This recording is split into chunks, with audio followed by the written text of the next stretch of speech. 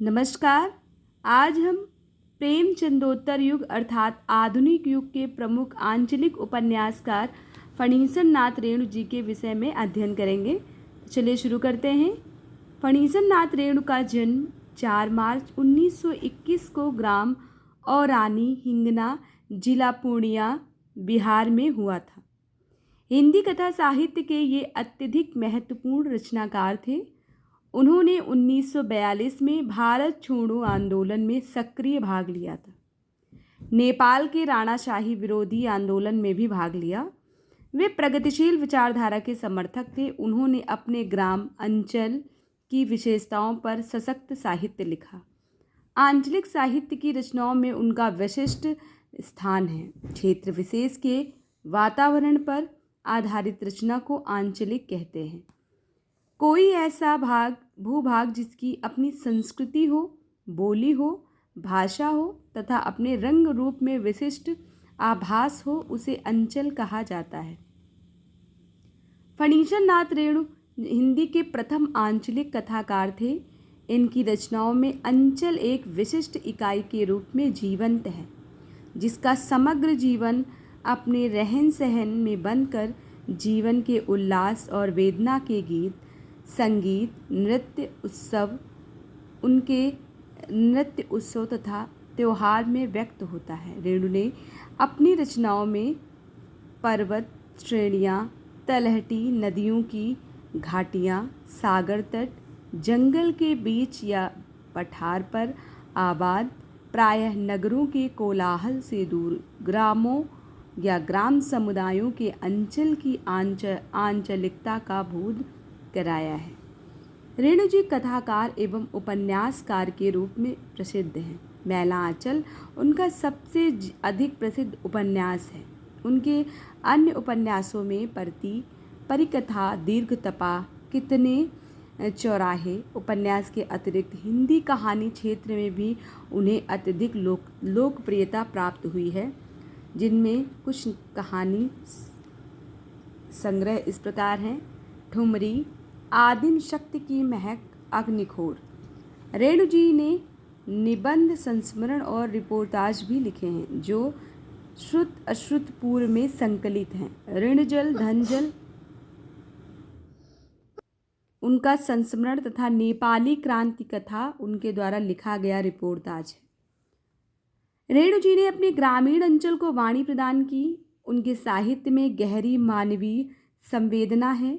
अभावग्रस्त गरीब, अनपढ़ जनता की बेबाकी और पीड़ा को उन्होंने अनुभव किया है। वे अनपढ़ गरीब जनता के प्रति उत्साह, निंदा, तिरस्कार का भाव नहीं रखते। उन्होंने ग्रामीणों की श्रद्धा, उमंग और उत्साह को आस्था के साथ प्रस्तुत किया है। जन्मभूमि के प्रति उनकी आस्था उनकी रचनाओं में सर्वत्र परिलक्षित होती है। अंचल विशेष की बुराइयों में अच्छाई ढूंढने का प्रयास उन्होंने सफलतापूर्वक किया। रेणु जी ने अपनी रचनाओं के माध्यम से जनजीवन के नितांत आत्मीयता एवं तादात्म्य स्थापित कर लिया था।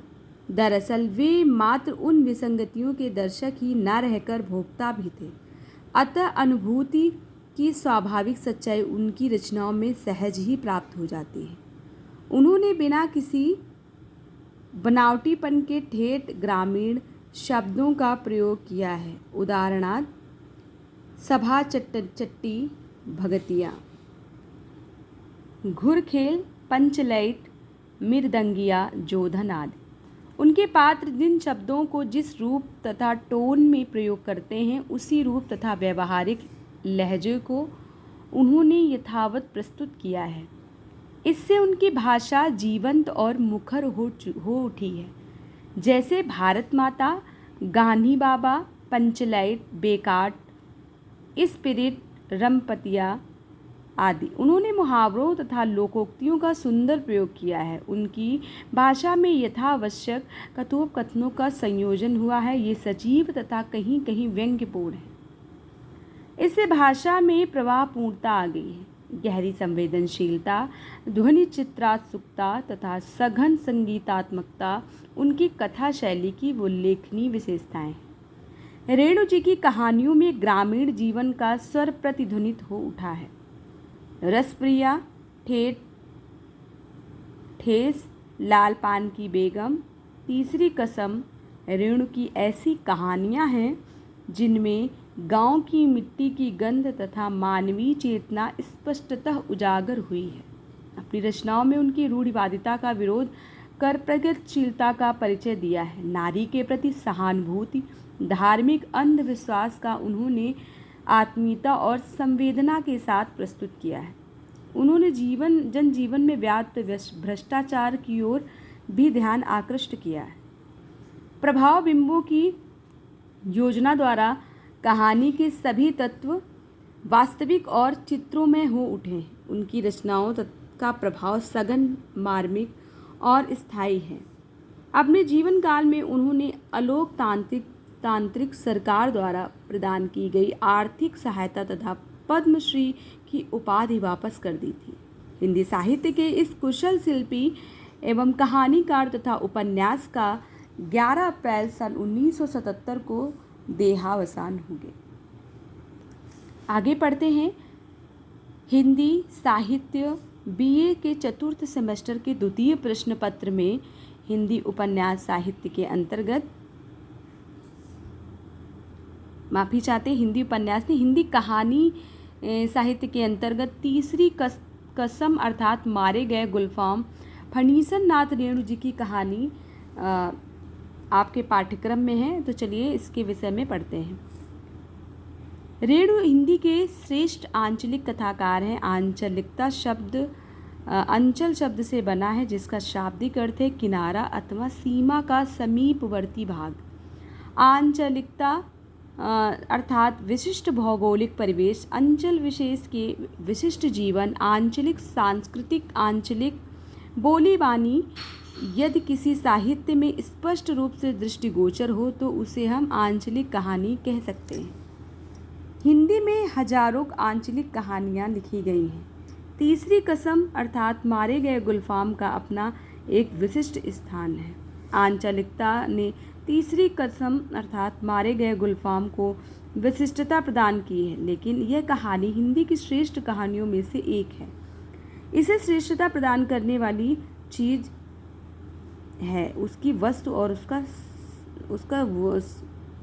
उस वस्तु का सक्षम, सफल और कलात्मक प्रस्तुतिकरण। कथ्य और शिल्प का अद्भुत सामंजस्य और संतुलन इस कहानी में स्पष्ट रूप में दिखाई पड़ती है। तीसरी कसम की विषय वस्तु प्रेम है। इस कहानी को प्रेम कहानी भी कहा जा सकता है। इस कहानी को दो प्रमुख पात्र हैं। 40 साल की आयु का हीरामन जिसकी दुल्हन गौने से पहले मर गई, सो एक तरह से वो अकेला है, और मथुरा मोहन नौटंकी कंपनी की हीराबाई। हीरामन गाड़ी हाँकता है तथा हीराबाई अभिनेत्री है। हीरामन हीराबाई को अपनी गाड़ी में फारबिसगंज के मेले तक पहुंचाता है। कुछ रात उसकी नौटंकी देखने जाता है। चंपानानक से फारबिसगंज लगभग 30 कोस का रास्ता 7 काटने तथा 2-4 दिन नौटंकी देखने के दौरान इसी साहचर्य से दोनों के बीच प्रेम की भावना उत्पन्न होकर विकसित होती है और फिर दोनों हमेशा के लिए बिछुड़ जाते हैं। इतने कम समय में दोनों के बीच जो भाव उत्पन्न हुआ उसे प्रेम ही कहा जा सकता है और कुछ नहीं। यद्यपि दोनों में से कोई भी पात्र यह बात अपने मुख से नहीं कहता, परंतु प्रेम का जो मार्मिक रूप इनके आपसी संकेतों में व्यक्त होता है वह दुर्लभ है। उनका प्रेम संकेतों में व्यंजित होता है। तीसरी कसम में हीरामन और हीराबाई का प्रेम कथित नहीं व्यंजित हुआ है। हीरामन हीराबाई से प्रेम करता है, यह बात कहानी में बार बार दृष्टिगोचर होती है। महुआ घटवारिन की कथा सुनाते वक्त उसके मनोभावों में कुहासा छटते ही चादर से टप्पर के ऊपर पर्दा कर देना, रास्ते में मिले अन्य गाड़ी वालों को सही पता नहीं बताना, बार बार झूठ बोलना, बात बदलना, दूसरों की नज़रों से हीराबाई को बचा कर रखने के ये प्रयत्न प्रेम प्रेरित तो हैं ही, साथ ही हीरामन के इस व्यवहार में सम्मान की भावना भी झलकती है, जो उसके प्रेम को उच्च कोटि की श्रेष्ठता प्रदान करती है। हीराबाई के सम्मान पर आँच न आने देने के लिए वह नौटंकी देखते वक्त हीराबाई के बारे में हल्की बात करने वालों से उलझ जाता है। उसकी इस भावना को चोट लगती है जब उसे गाड़ी के किराए के साथ इनाम भी 25 रुपये हीराबाई देती है। वह मानो आसमान से ज़मीन पर गिरता है। हीरामन से विदा लेते वक्त रेलवे स्टेशन पर उसकी थैली लौटाने के साथ जब वह गर्म चादर खरीदने के लिए पैसे देना चाहती है तो उसे फिर चोट लगती है और वह पैसे लेने से भी भरे मन से मना कर देता है। सिर्फ हीरामन ही हीराबाई की तरफ आकर्षित है। हीराबाई भी उसकी सरलता आकर्षित नहीं, बल्कि हीराबाई भी उसकी सरलता और निश्चलता के प्रति आकर्षित होती है। इसलिए रेणु लिखते हैं, हीराबाई ने परख लिया कि हीरामन सचमुच हीरा है। दोनों का यह सहज सा आकर्षण प्रेम की भावना में बदलता है।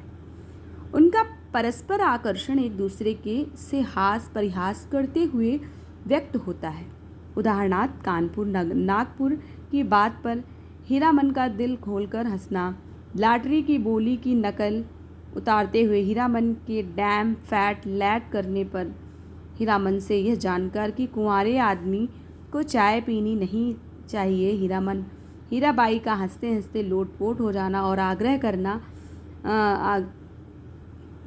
करना पीजिए गुरुजी। तब हीरामन के पास इस कहने और चाय पी लेने के अलावा और कोई विकल्प नहीं बचना। इन प्रसंगों से दोनों के बीच लगाव दृष्टिगोचर होता है। अंत से रेलवे स्टेशन पर हीरामन से विदा लेते हुए हीराबाई कहती है, तुम्हारा जी बहुत छोटा हो गया है। क्यों मीता? महुआ घटवारिन को सौदागर ने खरीद जो लिया है गुरुजी, यह कहते हुए उसका गला भराता